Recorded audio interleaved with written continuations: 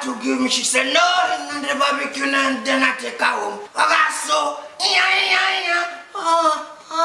the video, I said, dog, you were here. You might be lawyer and it take up, okay? Shit.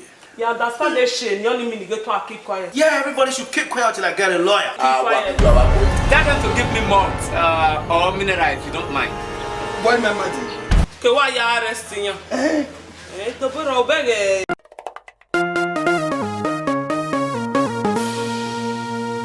Madam, stop over.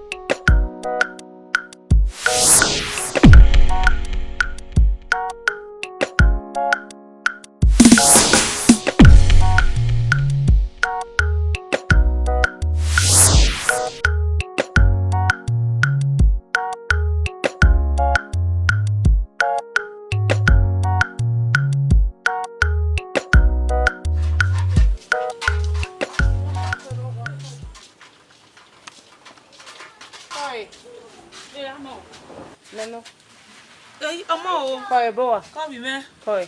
Go. Eh. Je kuni te domu. Oni ye ma wo mare no de domu. Oh. Ahoma no ime mu na we mu la wa na wo gare no mu no. Ime he wo mare no de domu. Aye to mi nya ero wa la wo ime ogare. Iga mu ne mugwe. Ma. Koi. Ko wi me. Koi. Ko. We se. Oma. Oh. Ni ado.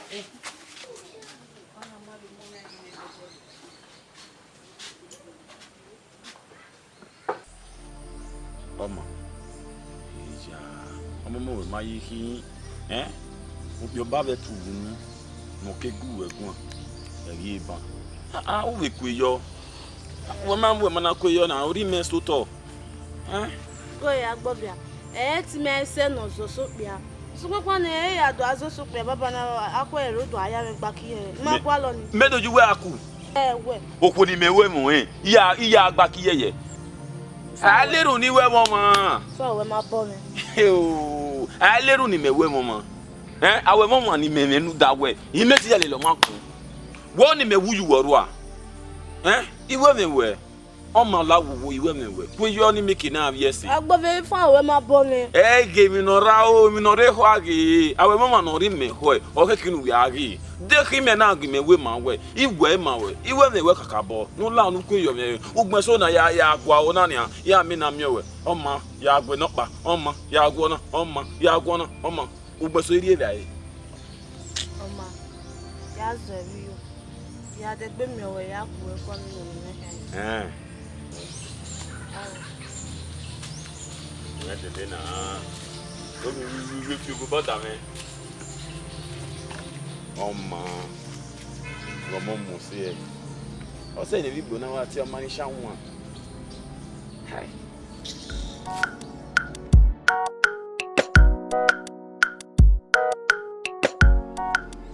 What you will love?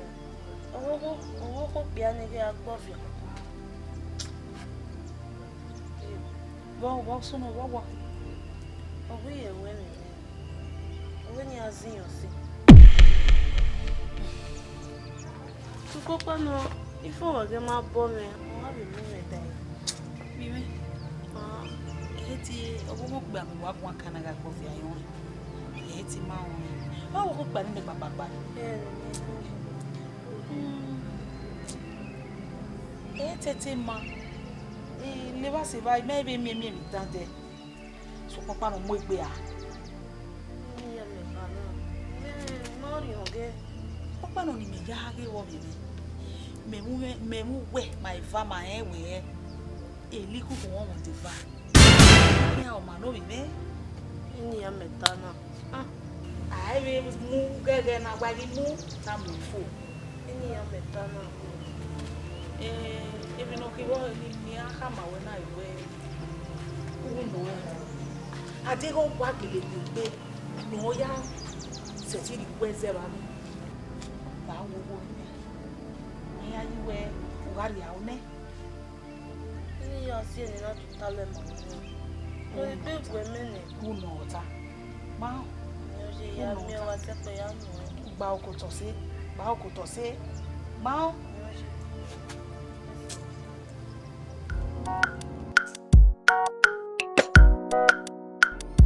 Boy agbovia, ti ma oni ku yi mi no ti abede do da, ti ma we mi.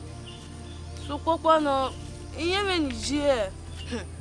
Agbovia iye me ni je. Oma. AKA Amani Chamwa. Yey. Mi anno wotapa. Ko be ni we ya re wo na. We ya re wo na. We mi me ko de. Mi we mi ko de. So popo no we. Emi no se ni na to na emi na. Kini to ya won se mi na emi won pe a. An le wa se wa ele popo yan we te fa. Ama e ko ta doje be. E le ba mi. Roma. Amani Chamwa. Yey. Me ma ni time mi ave di ba we. Le va se va. Okay. Boyfriend and girlfriend me gwa lo. I me ari we you was ever me. We are omo ya fefe no ruwe ko me we abio na.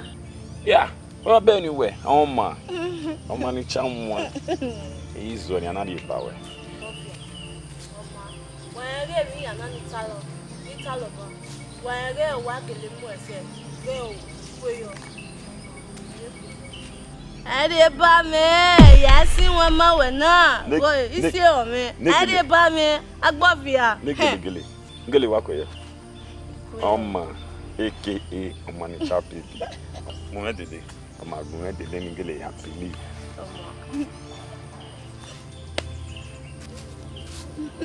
Negele no. Oma. Nebuta we. It's time for celebration. Ya hana ya danyo. Oh, Dayan. Yes. E Fanta won. Fanta. 3 bottles. Gele. 3 bottles of Fanta. 1 for Amani Chamwa, AKA Amani Cha baby. 2 for me.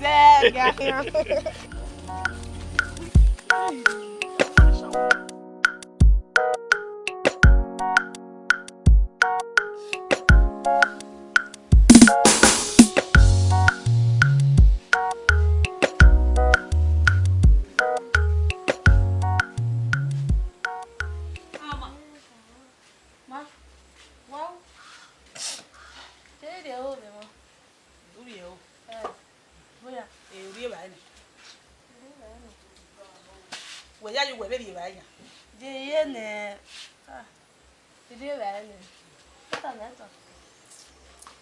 Dime to ta na kere me ge ya gwa le ba ye ko. Kemi awon no ya gwa lo wa. Ibe mi o mi me ge ma ba be gba be se ni ne. Ko. Yo o mi me. Na wena we do gwale na alebe wota. Je ma wali votavena. De ba ogede no voni na yaria. We na le noro e ale. Wa we na ya ma e nu viola dia nu le. Nyaje. Wo ko ko pe ni we ga ka mi. Agbofe wa wo e fi. Je mi e vedelo. Ina be ko egun ara. Ta wo ma ni o. Wa e ru mu egbe. Me ni mo gbe. Awi e mu egbe o hen ta wi yen hin aya me gba ki e. So papa no wa ye mu meje won be na bi na emi e ge no me na mi ya je. Mo sa lo bua we unye bi me. Awo ma mi me. Ma me lu ya tele ni ma ke ge abi. O mi na ma so to. O da me wo we ma e be nu we je e bi me. Awo ma no ni ko. Ai. O bi me. Ma u la wo wa ge. Agbona ya fefe be ni wa se. Kebe ni se kebe ni wa se be ni wa je na. Wo na pa fo ofo ni me wa gbona. Je ye. Ima o ni mi ro pa o e bi me. U la wo. U da ipe a. Ipe e ma bi me oni oyo ni wa o ri. Ipe e ma bi me. U da mo ni yan eti ka we. Eri yan gbere yan mo eri yan wona. U da e bi no gwa lo ma ese ofo. O wa mi no gwa lo ne. Da bi wa lu enwa o. U lu enwa e. Ese gbo e ne. Ese gbo e ne bi me. Wọ́n me mita ma le wa. Kasika. Ko si. Wa mi.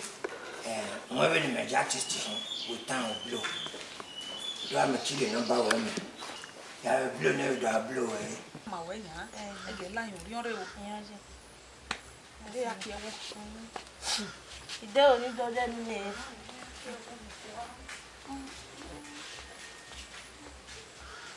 Bi e bi no ya gbo ni. Po.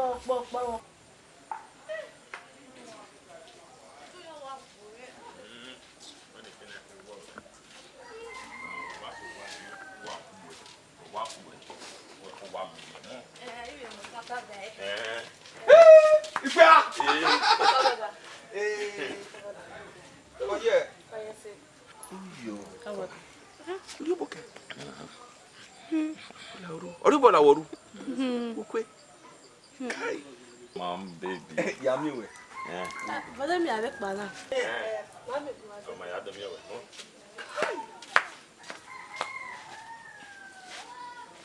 Dance step. Beautiful dance step. Hey! Do be mo. Ah, we ko ja o ge baby me. Where you know, your friend there. Hey baby man no. To gbe. Yeah, ma ko yo me na. Yeah. Adani wa ko yo me de me ni ba ni. Ina ni ye. Oma ni chan. Asana mo ni gbo na. Mo cha wa. Mo se gbo se no ibo. Ene sere. Omi ohun ye. E ja me ku. Mege ni win na we go me la ke ni mi na win na. Win mi yena to cover we bia. Ama. Afala ni to cover we ya we ye. Me boda bi mege o boy kan. E boni rap bi nu eni oyin wuna igbo e. O boy kan. Me national relationship no. Ah, you boy kan mo o manisha. O wa ku me, o yin wa like me. Just like that. Yes na. O ma biti o. Oh, God forbid. Me we ni. National like this of me. Oh, we come brother. Amani chamwa. Amani chamwa me no. Oh, you respect. Mostly no te brother like oh, come brother. Yeah. Hey, what? Hey! That is do atama me no ya mo. Eh. Eh. Amagari o mo na afa.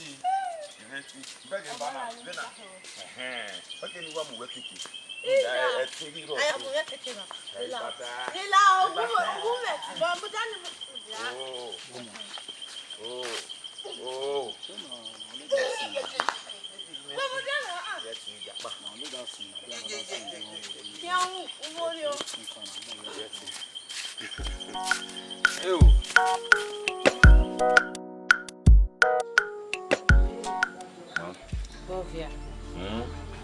Tu manda o avô magbaje. Ja.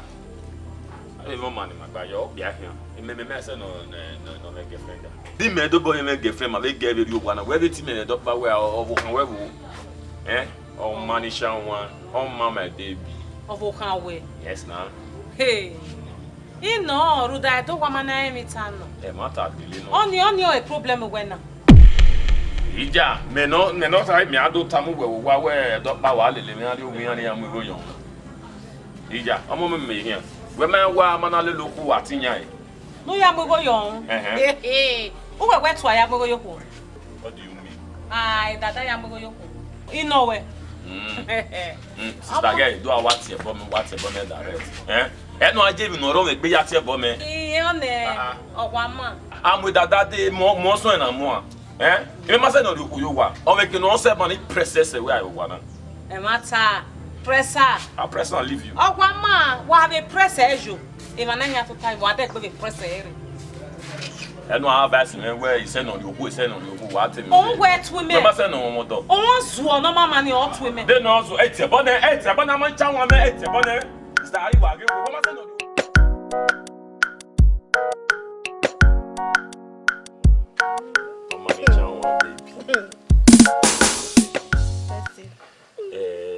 I know where.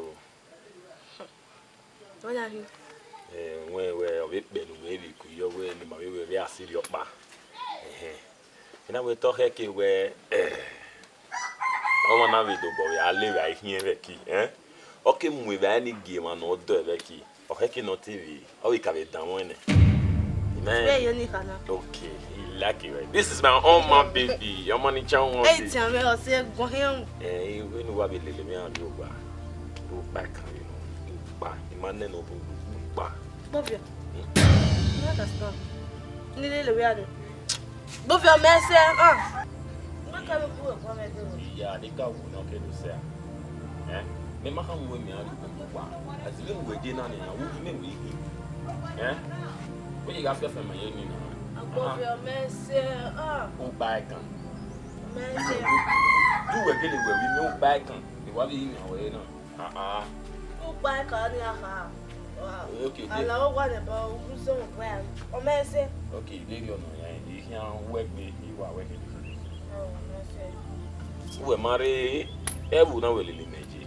We ma ham we di mi ari we gwa ze wo ko no bia le mo ya fefe me. o we me we gugu ave dero. Yeah. No me no je me. O bia hin. No me say la do man ni Nya bu na we ne do no ni me. Me say o ma ya de bere ya o. Ya de bere ya mu. Awo ba ka. Me ya yo wa. Oh my baby, aka Omani Champ. Ovigbo ya te lare. O mo se so Ovigbo. Wa ga go get na wa ho ni wa mo gbegbe ken. We so many only time Oh no. I'm on my heart. We here Oma. You get the wajago logo man. That girl distress me. You wa in ya e kan we okay. Do back no. Ni wa ni o ma wo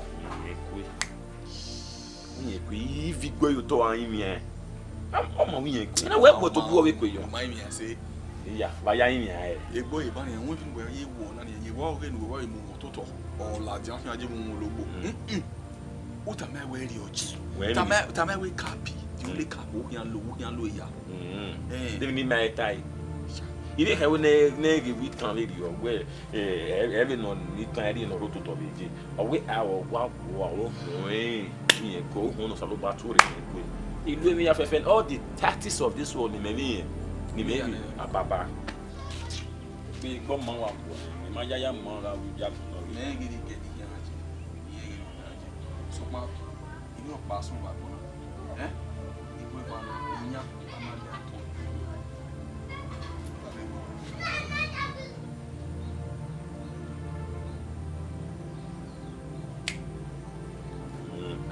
Oni awuna. Uwe eme wetana. Onu mani be information ana or walu e wan. Saboka. Saboka da fa again no tan. E me lo ne. Wo boy ka bete wa. Wo why me point it why mo ya yo won no tan e nu kuro gboro gbo. Lu kede wo. No do asi owe hia. No tan.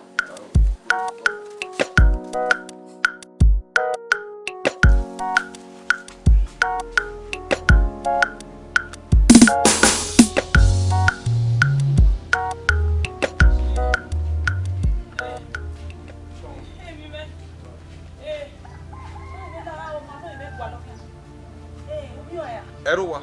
Oh, manu we ade se o ipa wo waro Mario wa. Me ya o kan we ade. La mi me la.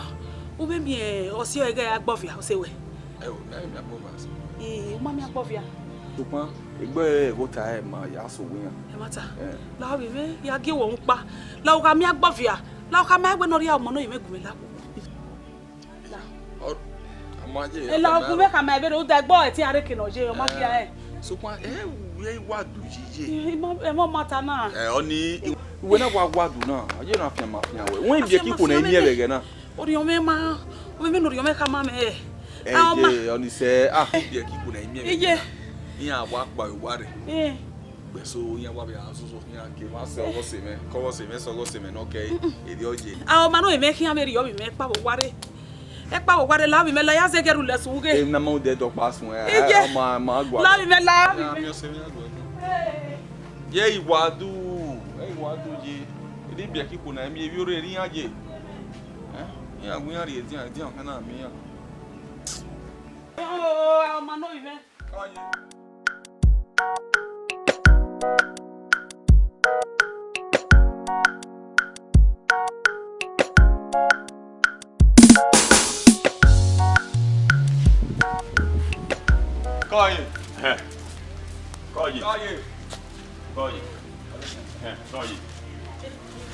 Me. Wa ko mi me. E mata gele no we o mani cha mo Mario wa. Mario wa. Ere ke nu je. Asi me de ba, asi me na ha me we gwalo ma hian. Me, uye gu me gwalo. Ime ke gu osi me. Da ta ma we ni no so. Ko pero ni me gwalo e ka o mala. Ko pero ya se gbe police station, me be report to the police station say. Pe ya go go me ma. Ama Mario wa. Ama Mario no we adesi o. Ama Mario. Ama mo mi be aki e be ke ni ai pe na be kolege. Honest, Mario wa. Mi ma ya gwalo mo. No, mi meu. Ile lu pare. Garo to tese o do. Ije o. Wala wa we me la wa gwa la bugu me wala wa wo.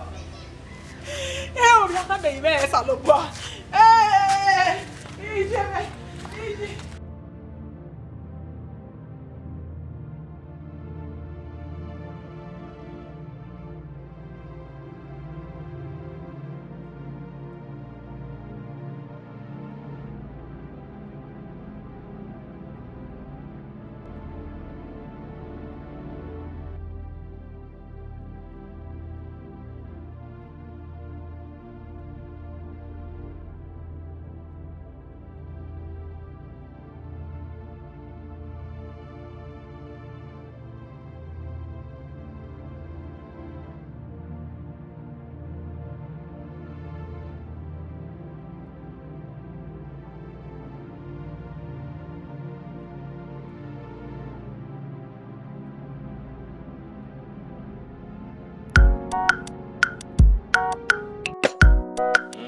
Bofia.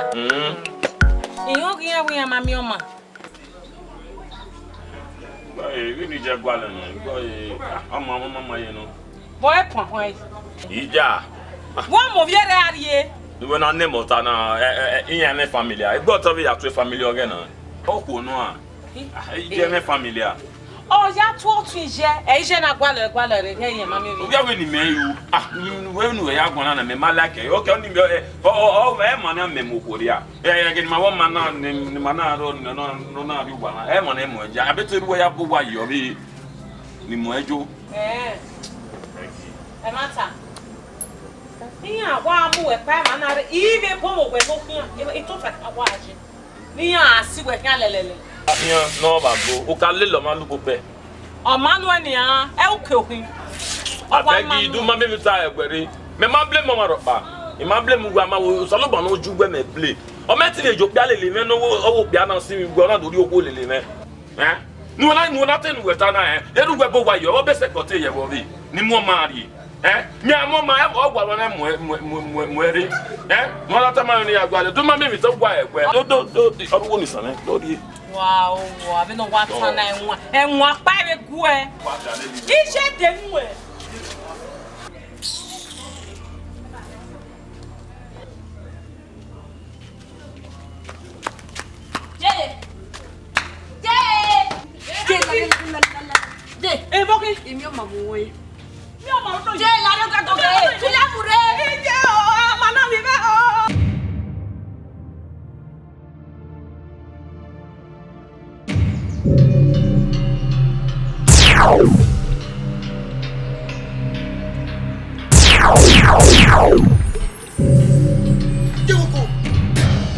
Agbovia.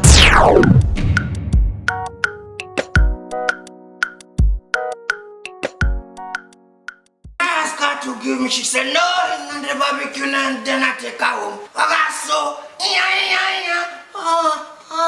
the video, I special dog you with me. Okay, shit.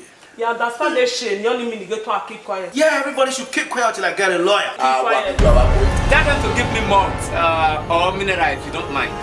What my money? Okay, why you arresting you? To put a bag.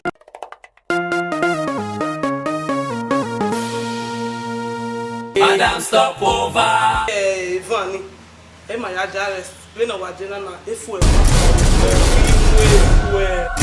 big breast, let me press it.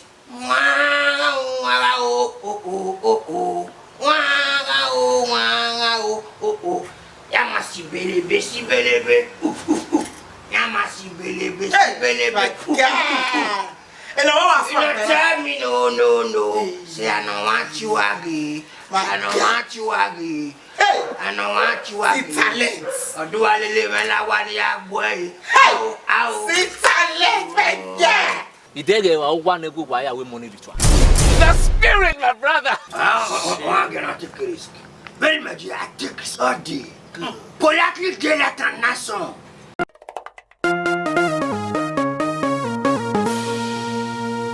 Madam, stop over. I take risk. We are at the police station. Officer, who do arrest me? My search of the police station. C'est bon, delicate. Ben mari go no ben ojitora me owa na do ye police mu ya ben me ma sa no do ye police Gato music me mama we no bass kiji me agbon la dan yan pe o se nje ke bo na tara me ni juwiri owa se ni so kan ara sakaro salogwa igwe arije any of this is just boy.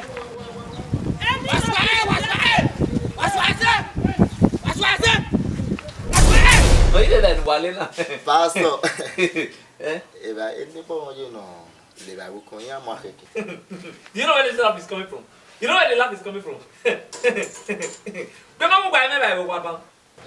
no problem o me ma pa ni abere ejuma wa ko bi ti o ke bete de boy alegate ni o ga mu we if log ma pa no flog we that only risk can go another place to collect 10 million.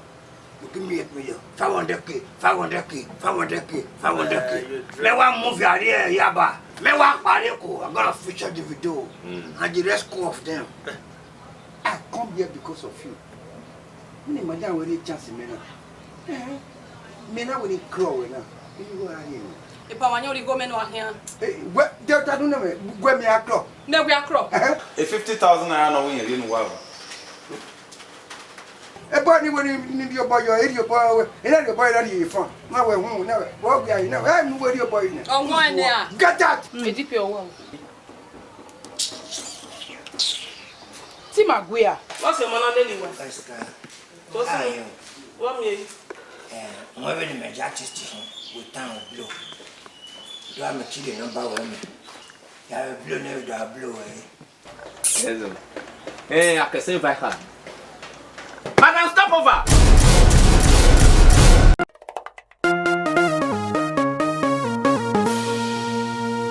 Madam, stop over. Download the Magic TV app on Google Play Store and iOS. Follow the steps diligently and watch your favorite Edo artist in a grand style. Are Magic, the face of Edo.